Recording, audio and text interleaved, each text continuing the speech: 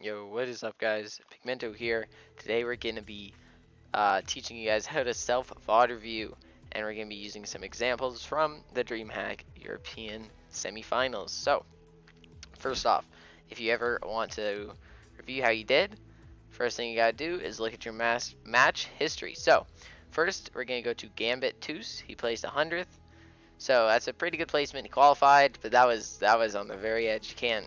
If he placed one lower, he didn't qualify. So there were some things I could have done better. So what I look at first, placement. Okay, 100, 94, 96. So these are some high numbers. So clearly, maybe he lands at a 50-50 place off spawn, or maybe he needs to work on his spawn fighting. So you can work on your spawn fighting in arena. You can work on it with a friend. If you have a custom code, you can just hop in arena and tell your friend, yo, let's land at my spawn and let's fight, you know? Or you can do it even in zone rule customs, or in, some of these ladders such as open, premier, challenger, prac, elite, right? So maybe he needs to work on his spawn fights. Here as well, he does die off spawn. He does get a kill, but he dies off spawn too. See 5 minutes as well. So maybe he needs to work on his spawn fights. He died 4 times off spawn. That could have been a lot more points. Maybe he could have got me 50th instead of 100th, right? Right on the edge. So some of these other games, he does pretty well here. That's what I can tell. But you want to try and extend these numbers. Try and get maybe top 10, right? That's 10 more points with this Dreamhack format. So then you guys want to check out some of these games. Like if this is yourself, hey, I just got destroyed off spawn. Maybe the other guy had a pump, right? Maybe that was just like one game or something. So you don't need to watch that. You know what happened. Maybe if that does happen though a lot, like maybe every single game, like 1, 2, 3, maybe every single time your enemy had more shield or a pump, right? And you didn't. Then maybe you need to change your looting path, but that'll depend on your experience. Maybe you just need to change it up a little bit. Like maybe you need to land at a building instead of the barn or something, right? So I'm not saying land a new POI, but change how you loot the POI you land at. So that's maybe the first thing. It depends on your games. So you're going to have to check it out, decide for yourself. And then also review some good games as well. Review the rotates. That's a big one. And then review your positioning. And then also maybe how much damage do you take as well on these rotates. Because this player, he does take a lot of damage. He gets sniped maybe once, he gets tagged up a lot. So maybe we're going to see what he needs to do, which is such as information gathering. Alrighty, guys, so this is Gambit Toos. He lands at this rig, the rickety rig. He gets the rig vault, which has that guaranteed pad, so it's crazy. You can see he has a pad, he has some good shield, because there's still that airdrop in there that drops the supply drop guarantee, or no, that drops a launch pad guaranteed. That's what I'm going to say. But, okay, we're going to watch. He lands here. So the 3 times he died, so what happened, he landed here. There were 3 people in total that landed here, including him, and he would take the fight. He would run out of mats, and he would kill one person, and then the third party would wipe him out, or he would die to that person, and the third party would wipe whoever killed him out. So maybe something he needs to do in the semifinals is to land somewhere else. Maybe he needs to land where this third party is landing, maybe near this bottom side of the island over here, and then be able to push into this fight, which happens at that rig vault, right? Because he died to that third party every single time. So that's maybe something he needs to work on. Maybe change where he lands at his POI, because he could still get that loot and all. But anyways, here you guys will see he is sneaky. He does sneak up, hiding behind this rock. This player kind of sucks. I don't know why they were hiding there. Just got hit by the explosion. I mean, whatever. That's all right. Weird champ, but he does get a good kill there. So far so good. He makes it to mid game. What happens here? Oh yeah, he gets shot once, gets shot again. He is getting shot a lot. Maybe if he used a little bit more of his builds, that would be nice. But here, he's just hiding behind a wall, waiting for zone to close. There's maybe 30 more seconds, so we're gonna see what he's gonna do. Right now, he's not gathering too much information. Like I was saying, information gathering is key. He gathered no information. He didn't quite know that there was a guy on that building, so he gets tagged, punished. Now he lost a big pot. But now he's down 2 big pots in total. So that's not so good. This is a good rotate though.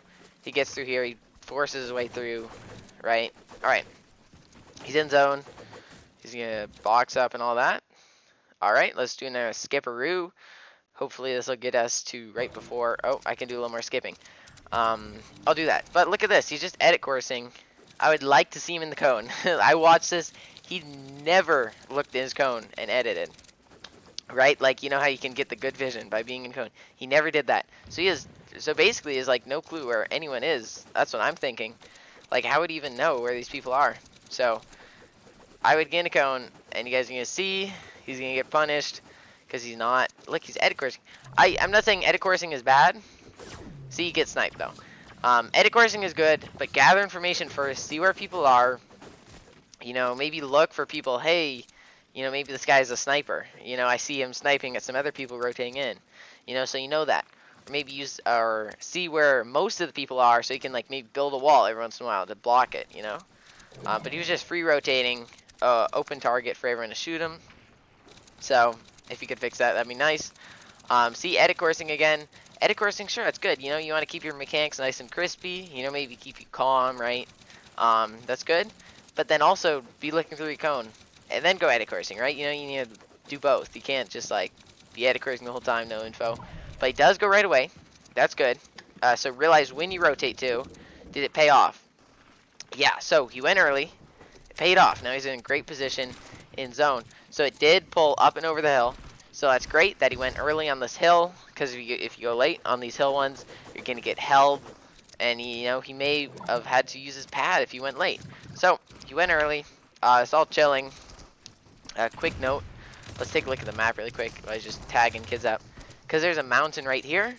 It makes dead side like it's exaggerated. See, yeah, all these kids are on this congested side. Look at dead side. It's this whole entire half, which is crazy, just because there's a mountain kind of right in the middle of it. So we're gonna see him go a little later. I did not like that he was trying to box fight that kid down there. Okay, now it's getting a little too fast. I didn't like that he was trying to box fight down there. Maybe he could have looked at that, because he did waste a little mats, and you know his mats are kind of precious right now. He's gonna basically run out of mats. So maybe not do that. It'll waste time as well. He does get in zone. That's pretty good. He went late, you know, once the pattern started going, so he wouldn't get focused so much. That's good. He did get tagged up a little bit, but you know, that's expected. It may happen. He's going a little more aggro. All right. Using more builds though, a little sad. Using some shield. I don't know if he needs to, because I'm not sure what he's gonna get out of it. Okay, but he's on height basically right now. He's gonna look for some beams.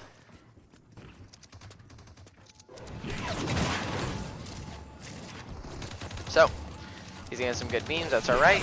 Whatever. You know, he has to use more shield. A little unfortunate, but all right. Whatever. He's gonna get in zone. He has only 500 mats. He does have a pad though, so that's good. I think that was a pretty good pad. He landed pretty high up on a pretty safe layer. Chopping down height. I mean, honestly, I'd be looking for an impact, like a better impact than this, but whatever. And because of he was kind of looking for that impact too long on that kid up there, he kind of ends up having to go late, and then he ends up crash padding himself in the zone. Very lucky that that kid was there. So next time, go earlier, I'd say. Try and get front side. Don't be running backside, because it's highly unlikely that you're going to find a kid right there, you know, and you're going to bounce pad right in his box. You know, crash pads are just stupid like that, you know. That's all right. And, you know, he almost messed up again. He landed on a crash pad that was going to send him backwards, but only because there was a roof, he hit the other one that sent him forwards. So if you're on a crash pad that's going to take you backwards, just shoot it. Shoot it. It'll deflate. You know, okay, he gets some of the mats here. That's pretty good. He's kind of tunneling a little heavy. Let's take a look at this. So he has 17 mats. Take a look at this. Where's the nearest kid? One here. Where's height? There's literally no height. There's no one looking at him. You know, maybe if he slowed down for just a second, you know, maybe gathered a little more information and all that, then he could maybe save some mats, you know? Maybe all he needs to do is ramp floor wall ramp, or no, floor wall floor, right? You know, maybe he can save some mats. There's no one on this side because he's on the side of Storm. So maybe if he could do that, he could save some mats because we're gonna watch. So guess what? He kind of runs out of mats here. He kind of gets stuck in the cone. Also, I didn't like how he forced himself in the box. Yes, he needed an impact, but yes, he had 3 builds. Maybe if he stayed up in his box, you know, sprayed the ramp, then put a cone, you know, then that opponent's kind of trapped and can't quite get out. But he goes right in, you know, kind of for that 50-50, because he has no clue how much HP this guy's on. This guy has a pepper, too, you know, so that's kind of a hard fight to win. So, not the best that he kind of just went face first in, but that's all right. That was an okay game. You know, you got to review some of the things, see when he rotated. So if I was him, I would gather more information, and I would maybe be a little more aware, play it a little more slow in the end game. You know, gather some more information, and maybe don't go for that many box fights mid game because he kind of wasted a little bit of mats there. But that's all right. That's it for this solo self VOD review.